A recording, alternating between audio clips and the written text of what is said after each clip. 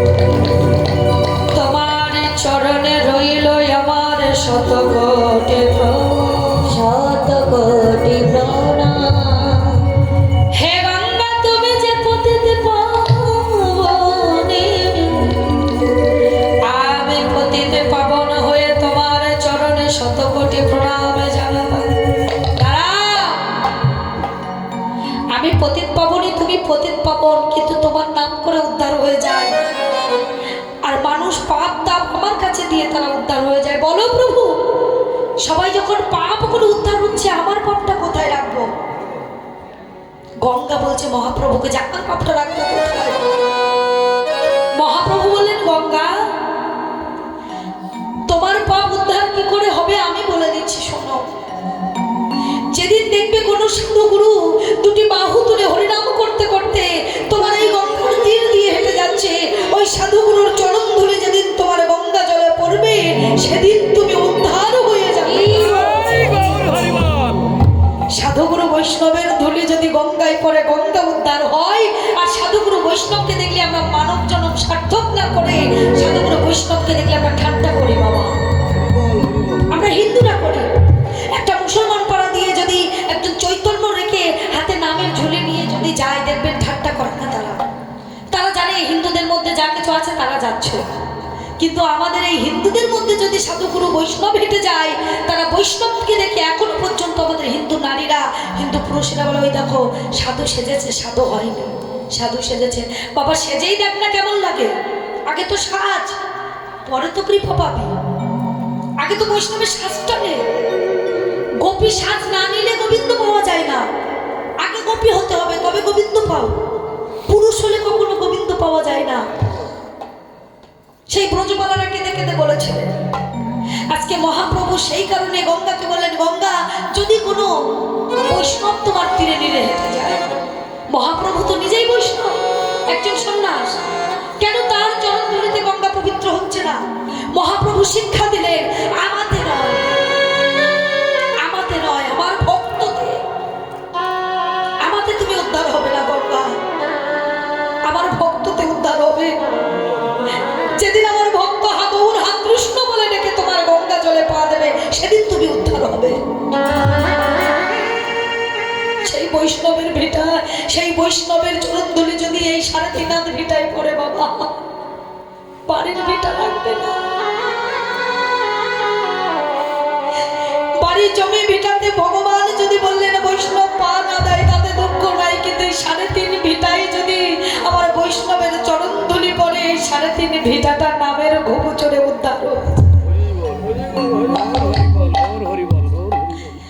আজকে দেখুন, নামের ঘুঘু চড়ানোর জন্য মহাপ্রভু যখন ভুল কথা বলছেন, যখন বলছেন ও যমুনা, ও যমুনা, আজকে মহাপ্রভুর পাশে গদাধর এসে বলছে, হ্যাঁ গো প্রভু, কি বলেছে তোমার?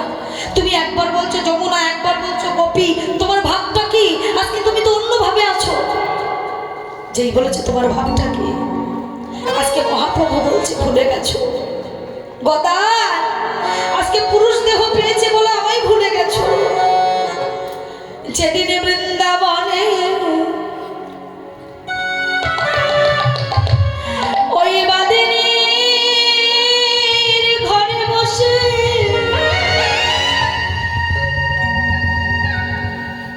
বলতে হে গোবিন্দ,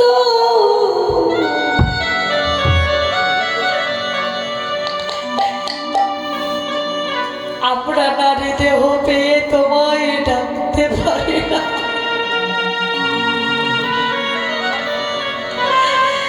আমরা বাদিনীর ঘরে এই নারী দেহ বলে কৃষ্ণ বলে ডাকতে পারি না। গোবিন্দ বাদিনীর ঘরে নয়ন জলে কৃষ্ণ বললে কলঙ্কিনী অপবাদ শুনতে হয়। তুমি যখন বাঁশি বাজাও আমরা ঘরে বসে কাঁদি, কিন্তু বাঁশির ছুঁড়ে ছুটে যেতে পারি না। গোবিন্দ এই বাদিনীর বৃন্দাবনে যখন ব্রজবালা রূপে আমাদের পাঠিয়েছ, যদি কোনোদিন আমার জন্ম হয়, যদি কোনোদিন তোমার সঙ্গ পাই, সেদিন যেন আর নারী দেহ দিও না, আমাদের পুরুষ দেহ করে দিও। আমরা পুরুষ দেহ পেয়ে যেন তোমার সঙ্গ ভুলে না যায়, যেন তোমার চরণটায় আমরা পড়ে থাকতে পারি। কেউ যেন আর আঙ্গুলি লড়াইয়ে না বলে ওই যাই কৃষ্ণ কলঙ্কি। মহাপ্রভু কাঞ্চন বলছে, সেদিন বাদিনীর ঘরে থাকতে পারোনি বলে কেঁদে কেঁদে বলেছিলে আমাদের দেহটা পুরুষ দেহ করে দিও।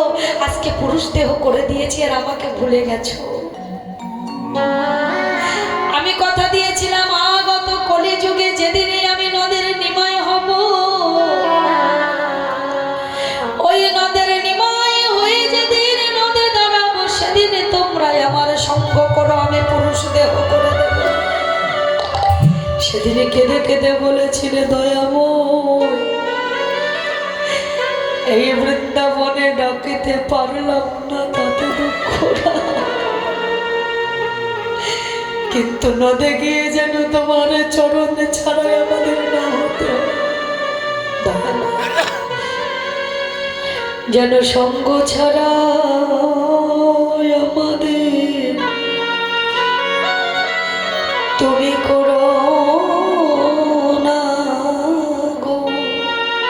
ও দয়াময়, সেদিন যেন তোমার চরণে পড়ে থাকতে পারে।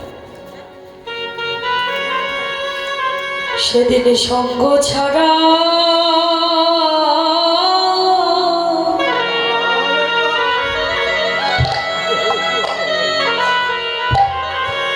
আমাদের করো না গো।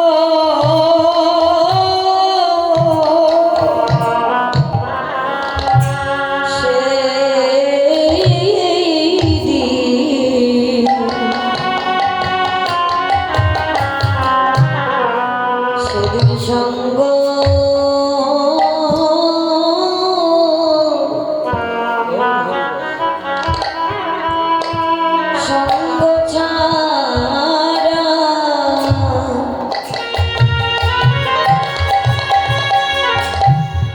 ছাড়া করো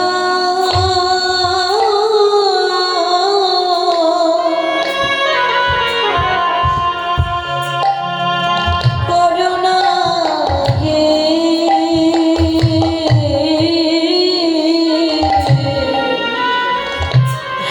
যেদিন নদে গিয়ে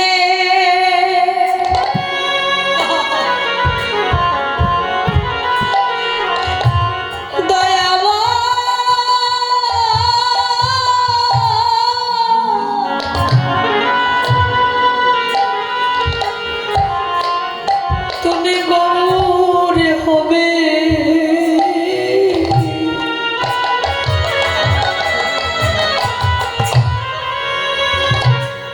সেদিনে সঙ্গ ছাড়া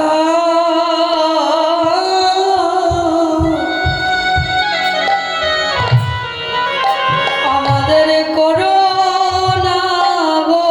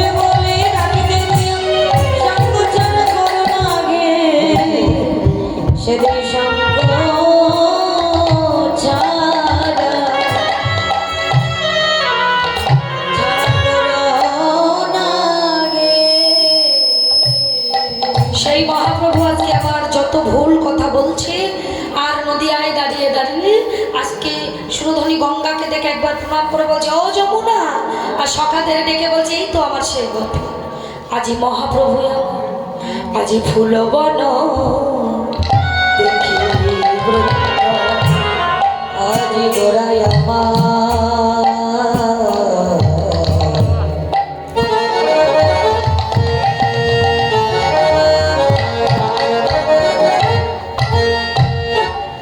আজ গোড়া গোড়া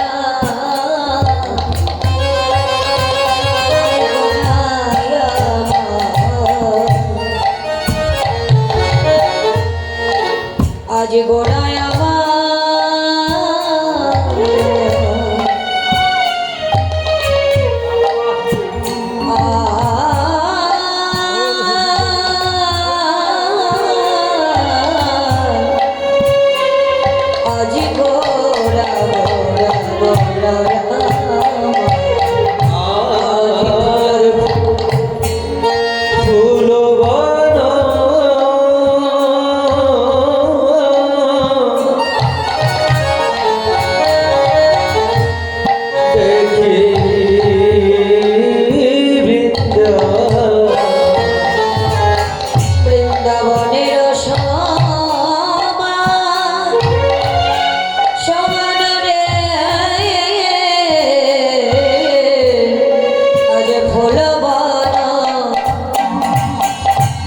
দেখে বৃন্দাবনের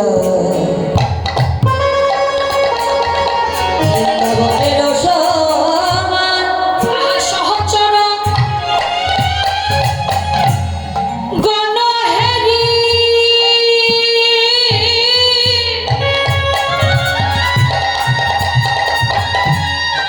আমার গোপী অনুমান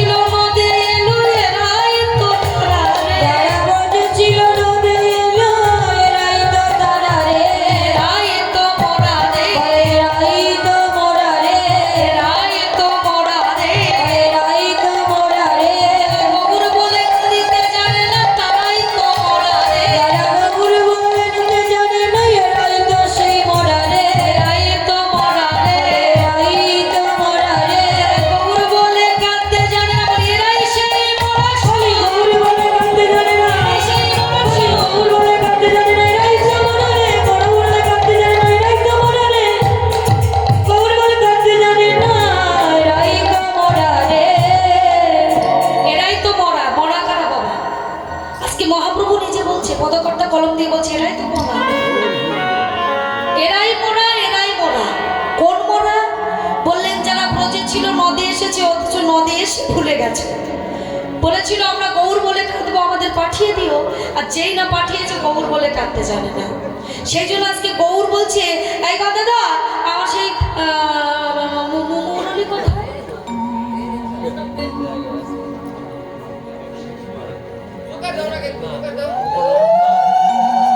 আমার সে মুরলী কোথায়? বলছে এসেছে এসেছে। মুরলী কি হয়ে এসেছে জানো? আজকে মুরলী খুরলি হয়ে এসেছে। তাই মুরলী খুরলি মানে কি? বললেন খুরলি মানে শ্রীখোল, শ্রী মানে সুন্দর আর খোল মানে বাসস্থান। আজকে মুরলী হয়ে এসেছে শ্রীখোল। এই সেই শ্রীখোল, যার আরেকটা নাম আছে, নাম হচ্ছে মৃদাঙ্গ, মৃৎযুক্ত অঙ্গ। মৃৎ মানে মাটি আর অঙ্গ মানে চামড়া, তাই না? ও মায়েরা, সন্তান কিন্তু মায়েদের চরিত্র পায়। তুমি যেমন হবে তোমার সন্তান ঠিক তেমনি হবে। তুমি জানো বাবার চরিত্র কম পায়, কারণ যখন ওই শতদল পর্ত থেকে এক বিন্দু ফেলে দেয় তখন মা ওই সাগরটায় ধরে রেখে নববিধা ভক্তির দ্বারা এই পৃথিবীর আলো দেখায়। আর বাবা কি দেয়? হাড় আর মর্জে। মা কি দেয়? রক্ত মাংস চামড়া। ওই রক্ত মাংস চামড়া মা দেয় বলে সন্তান অধিকাংশই মায়ের মতন হয়, মায়ের মতন চরিত্র পায়। ওই জন্য মা যেমন হবে সন্তান তেমন হবে। মা যদি শান্ত হয় সন্তান শান্ত হবে, শাস্ত্রে বর্ণিত, আমার কথা নয়। আমি ভালো হলে আমার সন্তান ভালো হবে। আমি যদি সুশিক্ষা দিতে পারি সন্তান তো সুশিক্ষা পাবে। বাবা কতক্ষণ ঘরে থাকে, আর আমি যদি সুশিক্ষা না দিতে পারি আমার সন্তান কিন্তু সুশিক্ষায় মানুষ হবে না। সেই জন্য মায়ের মতো সন্তান হয়। আজকে গৌর হরি বলছি, আজকে সফল দেখছে মৃদাঙ্গ মৃৎযুক্ত অঙ্গ। মৃদ মানে মাটি, অঙ্গ মানে চামড়া। এখন এই মাটির চামড়া গঠিত যে খোলটা, সেই বেজে ভুলভাল বলছে। কি বলছে জানো? প্রত্যেকদিন বেজে বলে ধ্রিকেতাং ধ্রিকেতাং ধ্রিকেতাং। আজকে বেজে কি বলছে জানো? আজকে বেজে বলছে তাকে ধিক তাকে ধিক। কাকে দিক? সত্যি এক নম্বরের বাজে খোল একেবারে। খোল বেজে আবার তাকে দিক বলে নাকি? কি ওর আবার কি হলো?